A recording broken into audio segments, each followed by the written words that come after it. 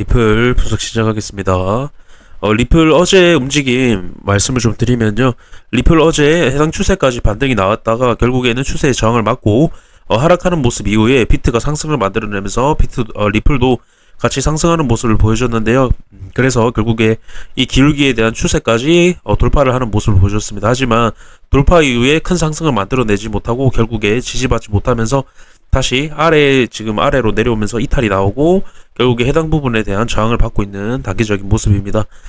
그 이후로는 이전에 거래량이 굉장히 많이 동반이 됐던 29일 기대감으로 인해서 한번 상승을 만들어낸 이후에 돌파 실패로 인해서 실망 매물 그리고 추가적인 매도세와 함께 현재 상승에 대한 수급이 들어오지 못하고 있기 때문에 해당 모습이 나오고 있다. 비트보다 약한 모습이 나오고 있다라고 말씀을 드릴 수가 있겠고요. 일단 이전에 지지를 굉장히 많이 받았던 구간에 대한 저항 확인이 굉장히 많이 일어나고 있다라는 겁니다. 그렇다는 건 이때도 하락에 대한 확률은 높지만 이런 식의 한 번 더 거래량이 굉장히 많이 동반된 이런 모습이 나왔을 때는 해당 구간의 뚫기가 다시 한 번 더 시도가 나오기가 힘들어지고 결국에는 추가적인 하락이 나올 가능성이 높다라고 좀 말씀을 드리고 싶습니다. 거래량이 굉장히 많이 나왔죠. 그러니까 거래량이 굉장히 많이 동반됐음에도 뚫지 못했다라는 게 중요한 겁니다.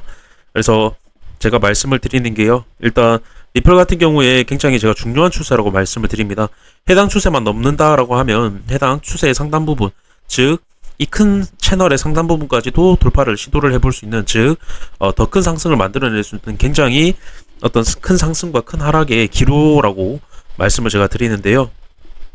그 기로에서 세 번의 저항, 거래량도 굉장히 많이 터지면서 결국에 오버슈팅으로 마무리되는, 슈팅 이후에 올라갔음에도 그 구간에서 강력한 저항으로 매도세와 함께 내려오는 모습이 나왔다라는 건 해당 구간을 뚫기가 어렵다는 게 차트에 그대로 드러나고 있다라는 겁니다. 그렇게 됐을 때는 큰 상승과 큰 하락의 기로에서 해당 모습이 나온다라는 건 큰 하락에 대한 가능성이 훨씬 더 높아졌다라고 말씀을 좀 드릴 수가 있겠습니다.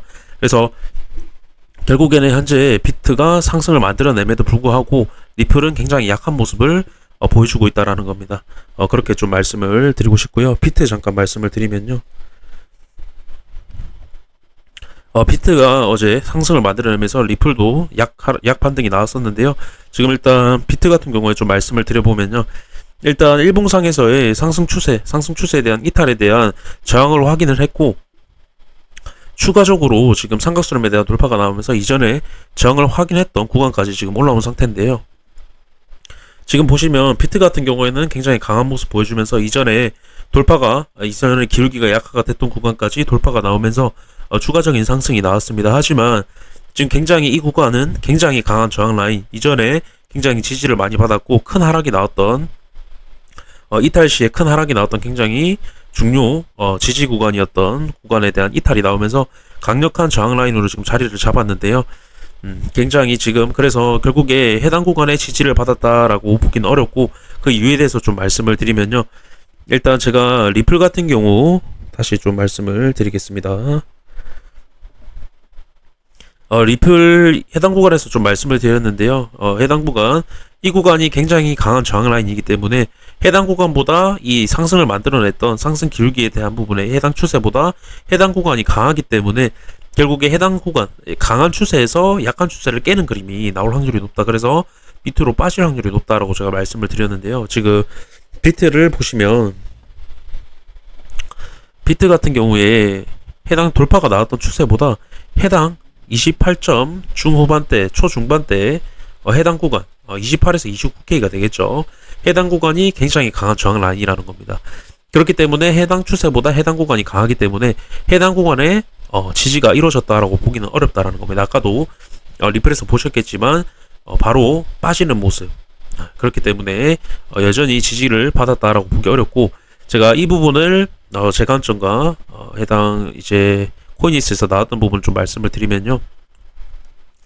일단 28,143달러의 저항선을 강하게 뚫을 경우 30K까지 오를 수 있다.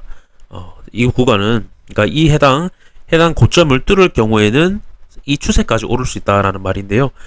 아까 전에 일봉에서 말씀을 드렸던 상승 추세입니다. 해당 구간까지 오를 수 있다라는 건데, 강하게 뚫을 경우입니다. 강하게 뚫어서 안착을 하는 경우인데요. 현재는 일단 28점 초중반대에서 강하게 지금 저항을 받고 있는 그런 형태입니다. 그래서 반대에 또 말씀을 드리면 단 저항선을 뚫지 못하면 26,630을 리테스트를 할 수 있다. 26,630이면 해당 삼각수렴의 하단부인데요. 하단 부분을 리테스트를 할 수 있다라는 겁니다. 하지만 제가 어떤 삼각수렴이나 채널에 대한 돌파가 나오고 다시 내려오는 그림은 하락 패턴이라고 말씀을 드리는데요. 제 관점은 만약 이 구간까지 다시 내려온다라고 하면은 하방으로 갈 확률이 훨씬 더 높아진다. 가야 할 자리에서 가지 못하기 때문에 그렇게 좀 말씀을 드리고 싶습니다. 그래서 지금 굉장히 강한 저항이 지금 있고, 지금 리플 같은 경우에는 해당 어떤 기울기가 감소가 됐던 추세도 뚫어내지 못하는 굉장히 약한 모습을 보여주고 있기 때문에 제 관점에서는 비트가 해당 구간, 해당 강력한 저항을 뚫기는 좀 어렵다라고 저는 생각을 하고 있고요.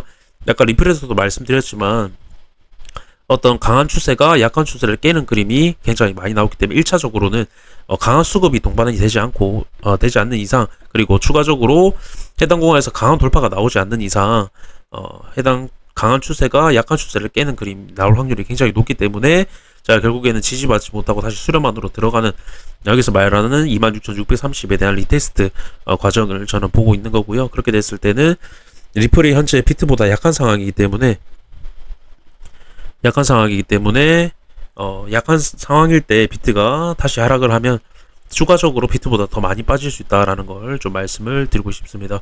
그래서 일단 네, 제가 리플과 비트 보는 관점은 이렇게 말씀드린 내용 그대로고요. 이렇게 좀 말씀을 드리면서 영상 마무리하도록 하겠습니다. 감사합니다.